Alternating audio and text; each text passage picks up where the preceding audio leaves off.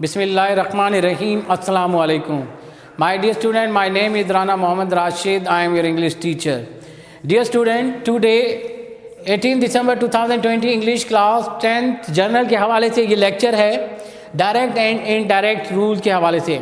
Dear student, बहुत ही important आज ये लेक्चर है कि जब आप डायरेक्ट इनडायरेक्ट करते हैं तो उससे पहले आपके लिए जो है ये रूल जो है बुनियादी चीज़ है। ये एक ऐसा स्ट्रक्चर है कि जिन पर चढ़कर जो है आप अगली या ऊपर वाली मंजिल तक जो है वो पहुंच सकते हैं। बहुत ही इंपॉर्टेंट जो है ये रूल्स होते हैं, इनको समझना ज़रूरी है। एक दफ़ा अगर आपने इन रूल्स को समझ लिया तो किसी भी डायरेक्ट को इनडायरेक्ट में तब्दील करना आपके लिए बहुत ही आसान हो जाएगा। डियर स्टूडेंट, डायरेक्ट इनडायरेक्ट से मुराद क्या है? डायरेक्ट से मुराद ये है कि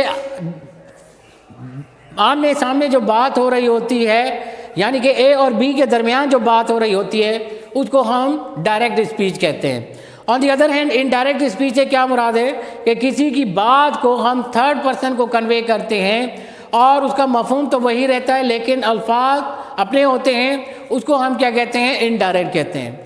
अब डायरेक्ट से इनडायरेक्ट में जब कन्वर्ट किया जाता है तो उसमें कुछ तब्दीलियाँ होती हैं, उन तब्दीलियों को समझना ज़रूरी है। उसके अलावा ये भी बताता चलूँ कि डायरेक्ट सेंटेंस जो है वो दो हिस्सों पर मुश्तमिल होता है। एक कहलाता है हमारे पास रिपोर्टिंग स्पीच और दूसरा हिस्सा कहलाता है रिपोर्टेड स्पीच। रिपोर्टिंग में बात करने वाला और सुनने वाले का जिक्र होता है, जबकि रिपोर्टेड स्पीच में क्या है कि बोलने वाले के जो अल्फाज होते हैं उनको हम इनवर्टेड कॉमास में लिखते हैं, वो रिपोर्टेड स्पीच कहलाता है। तो आइए हम एक तब्दीली को हम देखते हैं। पहले तीन तब्दीलियाँ कौन सी हैं? Change into verb of tense, tense में तब्दीली। चेंज इनटू प्रोनाउंस, प्रोनाउंस में तब्दीली है। चेंज इनटू पर्टिकुलर वर्ड, ख़ास अल्फाज में जो है उसकी तब्दीली है। अब ये तब्दीलियाँ कैसे रूनुमा होती हैं, उसका एक मैकेनिज़्म है, एक तरीक़ेकार है जिसको समझना ज़रूरी है। देखिए, हमारे पास डायरेक्ट स्पीच दो हिस्सों पर मुश्तमिल है, रिपोर्टिंग स्पीच और रिपोर्टेड स्पीच। अगर हमारे पास रिपोर्टिंग स्पीच में वर्ब बेटा अगर प्रेजेंट या फ्यूचर टेंस में दिया हुआ है, रिपोर्टिंग स्पीच में वर्ब अगर प्रेजेंट या फ्यूचर टेंस में दिया हुआ है तो फिर रिपोर्टेड स्पीच का टेंस और particular word will not be change, वो तब्दील नहीं होंगे। हम क्या करेंगे? जस्ट प्रोनाउंस को तब्दील करेंगे।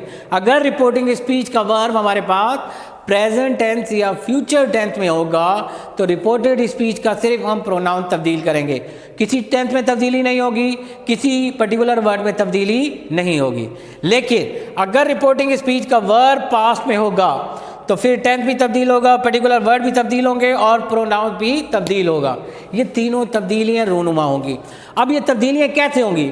सबसे पहले हम टेंस की तब्दीली देख लेते हैं कि प्रेजेंट इंडेफिनिट टेंस को हम पास्ट इंडेफिनिट टेंस में तब्दील करेंगे, और अगर पास्ट इंडेफिनिट टेंस दिया गया होगा तो उसको हम पास्ट परफेक्ट में तब्दील करेंगे। प्रेजेंट कॉन्टिन्यूस को पास्ट कॉन्टिन्यूस में, पास्ट कॉन्टिन्यूस को पास्ट परफेक्ट कॉन्टिन्यूस में, और इसी तरह अगर प्रेजेंट परफेक्ट दिया गया होगा तो उसको पास्ट परफेक्ट में कर देंगे, और अगर पास्ट परफेक्ट दिया होगा तो उसको हम तब्दील नहीं करेंगे, हम उसको वैसे का वैसे रखेंगे। और अगर हमारे पास प्रेजेंट परफेक्ट कॉन्टिन्यूस टेंस दिया है तो उसको हम पास्ट परफेक्ट कॉन्टिन्यूस में तब्दील कर देंगे, और पास्ट परफेक्ट कॉन्टिन्यूस टेंस को हम तब्दील नहीं करते, उसको हम वैसे का वैसे ही रहने देंगे। और अगर विल शैल दिया गया होगा तो विल शैल की जगह हमने वुड का इस्तेमाल करना है। कैन दिया गया होगा तो कुड इस्तेमाल करेंगे। मे दिया गया होगा तो माइट इस्तेमाल कर देंगे। ये थी हमारे पास टेंस की तब्दीली। Another point here is very important कि अगर हमारे पास रिपोर्टिंग स्पीच में वर्ब पास्ट में दिया है और रिपोर्टेड स्पीच में अगर हमारे पास कोई यूनिवर्सल ट्रुथ बयान कर दिया है तब भी हम टेंस को तब्दील नहीं करेंगे। ठीक हो गया? अब चलेंगे हम सेकंड तब्दीली, जो कि हमारे पास change into pronoun. Change into pronoun से क्या मुराद है कि हमारे पास अगर ये देखें रिपोर्टिंग स्पीच और रिपोर्टेड स्पीच दिया हुआ है। रिपोर्टेड स्पीच में अगर फर्स्ट पर्सन दिया है, फर्स्ट पर्सन हमारे पास क्या है? आई और वी होता है। आई और वी दिया गया होगा, रिपोर्टिंग स्पीच के सब्जेक्ट के प्रोनाउन के साथ तब्दील कर देंगे। और अगर सेकंड पर्सन दिया गया होगा उसको रिपोर्टिंग स्पीच के ऑब्जेक्ट के साथ तब्दील कर देंगे। और अगर थर्ड पर्सन दिया गया होगा उसको हम तब्दील नहीं करते, उसको हम वैसे का वैसे रखते हैं। अब फर्स्ट पर्सन में क्या होता है, हमारे पास आई और वी फर्स्ट पर्सन है, यू सेकंड पर्सन है, ही शी इट या सिंगुलर नाउन जो जाते हैं वो हमारे पास थर्ड पर्सन हो जाते हैं। ये थे हमारे पास जो है वो प्रोनाउन। लेकिन इनके साथ साथ डियर स्टूडेंट एक और बात भी बहुत ही अहमियत की हामिल है। वो बात क्या है?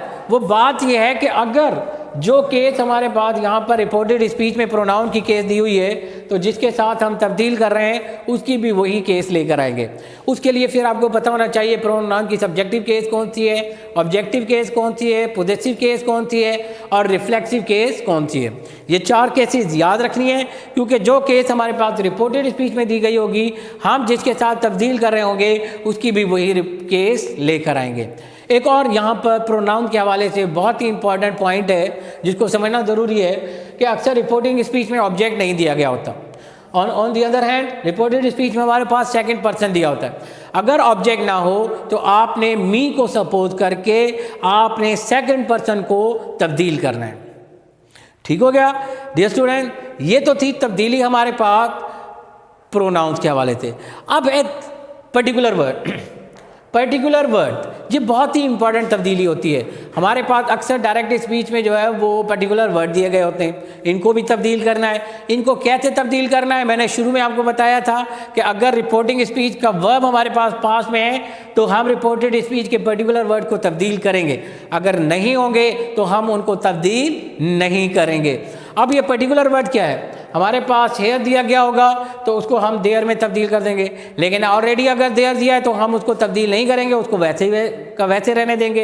हेयर को देयर में, नाउ को देन में तब्दील कर देंगे, अगो को बिफोर में तब्दील कर देंगे, टुडे को दैट डे में तब्दील कर देंगे, टुमारो को द नेक्स्ट डे में तब्दील कर देंगे, यस्टरडे को द प्रीवियस डे में तब्दील कर देंगे। These changes are dear student very crucial. If you are not going to change any change that will take place during the indirect sentence, the sentence will be absolutely wrong. तो हर नुक्ते को, हर point को आपने अच्छे तरीके से मद्देनजर रखना है जब भी आप डायरेक्ट को इनडायरेक्ट में तब्दील करने जाएंगे। ये जो 3 तब्दीलियां मैंने गिनवाई हैं बहुत ही इंपॉर्टेंट है। ये पूरा स्ट्रक्चर है ये रूल्स का, डायरेक्ट इनडायरेक्ट का, जिसको समझना आपके लिए ज़रूरी है। अब डियर स्टूडेंट मैंने कैसे बताया कि टेंस की तब्दीली कैसे होगी और पर्टिकुलर वर्ड की तब्दीली कैसे होगी कि अगर रिपोर्टिंग स्पीच का वर्ब हमारे पास पास्ट में होगा तो तब्दील होंगे, अगर नहीं होगा, अगर रिपोर्टिंग स्पीच का वर्ब प्रेजेंट या फ्यूचर में होगा तो फिर हमने रिपोर्टेड स्पीच का सिर्फ और सिर्फ प्रोनाउंस को तब्दील करना है। डियर स्टूडेंट ये थे रूल्स डायरेक्ट इनडायरेक्ट के जो मैंने अभी आपके सामने जो है यहाँ पर लिखे हैं। कोई भी पॉइंट, कोई भी बात अगर आपको समझ में ना आई हो, परेशानी हो रही हो, पहले तो आपने क्या करना है कि इन लेक्चर्स को बार बार सुनना है, समझना है, देखना है कि क्या क्या बात मैंने बताई है, क्या पॉइंट बताए हैं। और अगर आपको समझता है या लगता है कि फिर भी कोई बात आपको समझ में नहीं आई है तो आप व्हाट्सएप पर जो है हमारे साथ जो है वो रब्ता कर सकते हैं। अल्लाह हाफिज़।